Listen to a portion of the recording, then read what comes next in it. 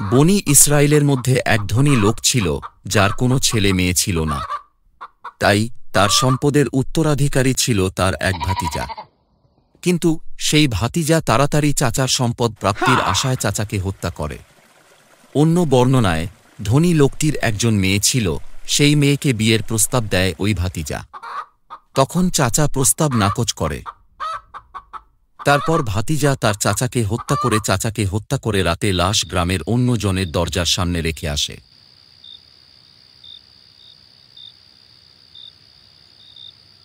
পরদিন সকালে ওই ভাতিজা যে বাড়ির দরজায় লাশ রেখে এসেছিল, সেই বাড়িওয়ালার উপর হত্যার অপবাদ দেয়। অবশেষে ওই দুই দলের লোকদের মধ্যে মারামারি হওয়ার উপক্রম হলে তৃতীয় পক্ষের কজন জ্ঞানী লোক উভয় দলকে বলেন, আল্লাহর রাসূল মূসা নবী তোমাদের মাঝে বিদ্যমান থাকার পরও কেন তোমরা একে অপরকে হত্যা করবে? তখন তারা মূসা নবীর নিকট এসে ঘটনা বর্ণনা করলে তিনি তাদেরকে বলেন, আল্লাহ তোমাদেরকে একটি গরু জবাহ করার নির্দেশ দিচ্ছেন। তখন তারা বলল, আপনি কি আমাদের সাথে উপহাস করছেন? মূসা নবী বললেন, আমি মূর্খদের অন্তর্ভুক্ত হওয়া থেকে আল্লাহর কাছে আশ্রয় চাচ্ছি। শরীয়তের আদেশের বিষয়ে ঠাট্টা করা বোকামিই বটে। তখন যদি তারা যে কোনো একটি গরু জবাই করত, তাহলেই যথেষ্ট হতো। কিন্তু তারা কাঠিন্য অবলম্বন করে, ফলে আল্লাহ তাদের উপর কঠিন করে দেন। তারা জবাই না করার বাহানায় বলল, তারা বলে, তোমার রবকে বলো গাভীটি কেমন হবে, তা যেন তিনি রব স্পষ্ট করে দেন। মূসা নবী বলেন, আল্লাহ বলেছেন, সেই গাভীটি হবে এমন গরু যা বুড়ো নয় আবার বাচ্চাও নয়, মাঝামাঝি ধরনের। তারা বলে, তোমার রবকে বলো গাভীটির রং কেমন হবে, তা যেন তিনি রব স্পষ্ট করে দেন। মূসা নবী বলেন, রব বলেছেন, তা হবে হলুদ রঙের গাভী। তার রং হবে উজ্জ্বল, দর্শকদেরকে যা আনন্দ দেবে। তারা আবার বলল, তোমার রবকে জিজ্ঞেস করো গাভীটির কি কি গুণ থাকতে হবে। আমরা এখনও সন্দেহের মধ্যে রয়েছি। তিনি বলেন, আল্লাহ বলেছেন, সেটি এমন গাভী যা ব্যবহৃত হয়নি জমি চাষ করায় বা খেতে পানি দেওয়ায়। তারপর ওইরকম সব গুণ বিশিষ্ট গাভী মাত্র একটা পাওয়া যায়। কিন্তু গাভীর মালিক তাদের সমস্যার কথা শুনে অনেক মূল্য দাবি করে বসে। অবশেষে তারা অনেক মূল্যের বিনিময়েই কিনতে বাধ্য হয়। তারপর গাভীটিকে জবাই করে এক খণ্ড গোস্ত দিয়ে নিহত ব্যক্তির শরীরে আঘাত করা হলে সেই নিহত ধনী লোকটি তখন আল্লাহর হুকুমে জীবিত হয়ে ওঠে। লোকেরা তাকে প্রশ্ন করে, তোমাকে হত্যা করেছিল কে? আমার এই ভাতিজা আমার সম্পদ হাতানোর জন্যে ও আমার মেয়েকে বিয়ে করার উদ্দেশ্যে আমাকে হত্যা করেছিল। এটুকু বলার পর সেই লোকটি পুনরায় মরে যায়। তারপর জনগণ মৃত ব্যক্তির ভাতিজাকে ধরে কিসাস রূপে হত্যা করে দেয়।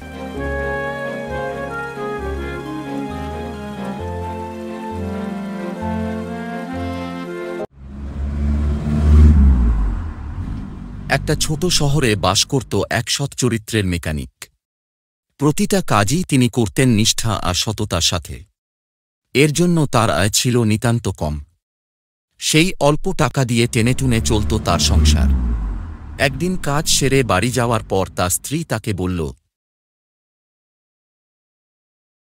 তুমি যে অল্প কয়টা টাকা দাও তা দিয়ে আমি সংসারই চালাতে পারি না। সে আরও বলল, পাশের বাসার রাসেলও তো একই কাজ করে, সে এত টাকা কেমনে ইনকাম করে? তখন মেকানিক বলল, ও তো চুরি করে, আমার পক্ষে চুরি করা সম্ভব না। তার স্ত্রী ক্ষেপে গিয়ে বলল, আমি এত কিছু বুঝি না, তোমার ইনকাম বাড়াও, তা না হলে আমি বাপের বাড়ি চলে যাব। বেচারা মেকানিক চিন্তার মধ্যে পড়ে গেল স্ত্রীর রাগ কিভাবে কমানো যায়। পরদিন মেকানিক দোকানে বসে চিন্তা করতে লাগল কিভাবে ইনকাম বাড়ানো যায়। তখন বাইক চালিয়ে একজন এসে বলল, দেখেন তো বাইকে কি হয়েছে। তখন মেকানিক বাইকের চাকা চেক করে দেখে চাকায় হাওয়া নেই।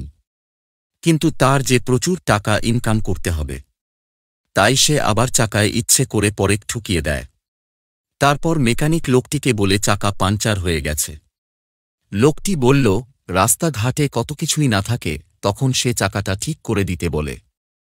চাকাটা ঠিক করে দিয়ে মেকানিক বলে, ভাই ৩০০ টাকা হইছে। তখন লোকটা ৩০০ টাকা দিয়ে বাইক নিয়ে চলে যায়। মেকানিক মনে মনে ভাবল, ভালোই তো ১ মিনিটে ৩০০ টাকা ইনকাম হইয়া গেল। এরপর একটা প্রাইভেট কার আসে। মেকানিক ঠিক একই কাজ করল এবং 500 টাকা নিল। সে ভাবতে লাগল কিভাবে আমার দোকানের সামনে দিয়ে যতগুলো গাড়ি যাবে সবগুলোর যদি চাকা ফুটো হতো। তখন সে তার দোকানের সামনের রাস্তায় অনেকগুলা পেরেক ছিটিয়ে রাখল। তখন সে দেখতে পেল একটি রিকশা আসছে। তার দোকানের সামনে এসেই দাঁড়িয়ে পড়ল, কারণ চাকা পাঞ্চার হয়ে গেছে। এভাবে তার কাজেরও অভাব হয় না, ইনকামও হয় প্রচুর। বাড়িতে ফিরে তার স্ত্রীকে বলে তার অনেক টাকা ইনকাম হয়েছে। তার স্ত্রী একসাথে এতগুলো টাকা দেখে খুশি হয় এবং খুশি হয়ে দৌড়ে তার স্বামীকে জড়িয়ে ধরতে গিয়ে বেখেয়ালে মেঝেতে পড়ে থাকা পানিতে স্লিপ খেয়ে দেয়ালের সাথে মাথা ধাক্কা লেগে মাথা ফেটে যায় এবং রক্ত বের হতে থাকে। মেকানিক কি করবে বুঝে উঠতে পারছিল না। তখন তার স্ত্রী তাকে বলে, তাড়াতাড়ি আমাকে হাসপাতালে নিয়ে চলো। মেকানিক একটি সিএনজি ডেকে তার স্ত্রীকে হাসপাতালে নিয়ে যাওয়ার পথে মেকানিকের দোকানের সামনে দিয়ে যেতে হয়। ঠিক তখন সিএনজির চাকা পাঞ্চার হয়ে যায়। তার স্ত্রী তাকে বলতে লাগল, তাড়াতাড়ি আমাকে হাসপাতালে নিয়ে চলো। মেকানিক আশেপাশে কোনো কিছু দেখতে পেল না এবং হতাশ হয়ে পড়ল। পরে মেকানিক ঠেলা গাড়ি করে সে তার স্ত্রীকে হাসপাতালে নিয়ে গেল। ডাক্তার বলল, তার স্ত্রীর অনেক রক্ত লাগবে। তখন মেকানিক বলল, আমার রক্ত নিন, কিন্তু তার রক্তের গ্রুপ মিলল না। তাই অন্য হাসপাতাল থেকে রক্ত আনতে পাঠাল। কিন্তু রক্ত আনতে যে হাসপাতালে যেতে হয় সেই হাসপাতালে যেতে হলে তার দোকানের সামনে দিয়ে যেতে হয়। তখন আবার রিকশার চাকা পাঞ্চার হয়ে যায়। রক্ত নিয়ে আসার সময়ও রিকশার চাকা পাঞ্চার হয়ে যায়। রক্ত আনতে অনেক সময় লাগে, তাই সে দেরিতে পৌঁছায় এবং হাসপাতালে পৌঁছে দেখে ডাক্তাররা মলিন মুখে বসে আছে। মেকানিক তখন জিজ্ঞেস করে, আমার স্ত্রী? ডাক্তার বলল, আপনি অনেক দেরি করে ফেলেছেন। আপনার স্ত্রী অতিরিক্ত রক্তক্ষরণের ফলে মারা গেছে। মেকানিক তখন কাঁদতে থাকে এবং মনে মনে বলতে লাগল, কেন যে আমি লোভ করতে গেলাম। আল্লাহ, তুমি আমাকে মাফ করো। এক বাদশার একটি বাগান ছিল। বাগানটি ছিল অনেক বড় এবং বিভিন্ন স্তর বিশিষ্ট। বাদশাহ একজন লোককে ডাকলেন। তার হাতে একটি ঝুড়ি দিয়ে বললেন, আমার এই বাগানে যাও এবং ঝুড়ি বোঝাই করে নানা রকম ফলমূল নিয়ে আসো। তুমি যদি ঝুড়ি ভরে ফল আনতে পারো আমি তোমাকে পুরস্কৃত করব। কিন্তু শর্ত হল, বাগানের যে অংশ তুমি পার হবে সেখানে তুমি আর যেতে পারবে না। লোকটি মনে করল, এটা তো কোনো কঠিন কাজ নয়। সে এক দরজা দিয়ে বাগানে প্রবেশ করল। দেখল গাছে গাছে ফল পেকে আছে।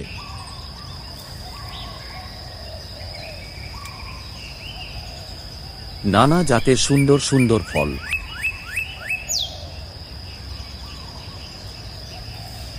কিন্তু এগুলো তার পছন্দ হল না। সে বাগানের সামনের অংশে গেল। এখানকার ফলগুলো তার কিছুটা পছন্দ হল, কিন্তু সে ভাবল, আচ্ছা থাক, সামনের অংশে গিয়ে দেখি, সেখানে হয়তো আরো উন্নত ফল পাব।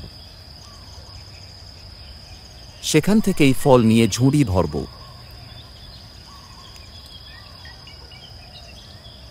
সে সামনে এসে পরের অংশে এসে অনেক উন্নত মানের ফল পেল। এখানে এসে তার মনে হলো এখান থেকে কিছু ফল ছিঁড়ে নেই, কিন্তু পরক্ষণে ভাবতে লাগলো যে সবচেয়ে ভালো ফলই ঝুড়িতে নিবে। তাই সে সামনে এগিয়ে বাগানের সর্বশেষ অংশে প্রবেশ করল।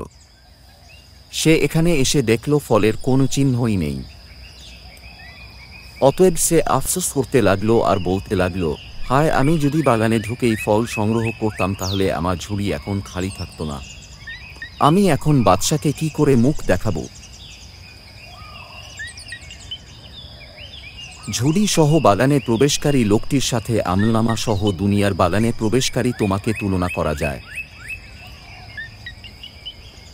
তোমাকে নেক কাজের ফল ছিঁড়তে বলা হয়েছে, কিন্তু তুমি প্রতিদিনই ভাব, আগামী কাল থেকে ফল ছেঁড়া আরম্ভ করব।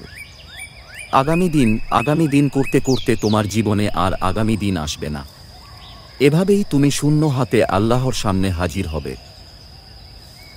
এজন্য মুফতি তাকি উসমানী বলেন, জীবনের সময়গুলো অতিবাহিত হচ্ছে, জীবন কেটে যাচ্ছে, জানা নেই বয়স বাকি কত। সুতরাং নেক কাজের বাসনা জাগ্রত হওয়ার সাথে সাথে তা করে ফেলো। কে জানে কিছুক্ষণ পরে মনের এই আগ্রহ থাকবে কিনা। এটাও জানা নাই একটু পর বেঁচে থাকব কিনা, যদিও বেঁচে থাকি হয়তো দুনিয়ার কোন ব্যস্ততা সামনে এসে পড়বে। অতএব নেক কাজ যখনই করতে মন চায় তখনই করে নাও, জীবন থেকে ফায়দা লুটে নাও। তাই জীবন নামক আল্লাহর অনুগ্রহে দেয়া বাগানে বিচরণকালে আমল নামার বিশেষ ঝুড়িতে যখনই সুযোগ পাওয়া যায় তখনই নেকি নামক ফল দিয়ে প্রথম থেকেই ভরা শুরু করে দাও। পরে সময় পাওয়া যাবে কিনা জানা নাই। আল্লাহ সুবহানাহু ওয়া তাআলা সবাইকে তৌফিক দিন।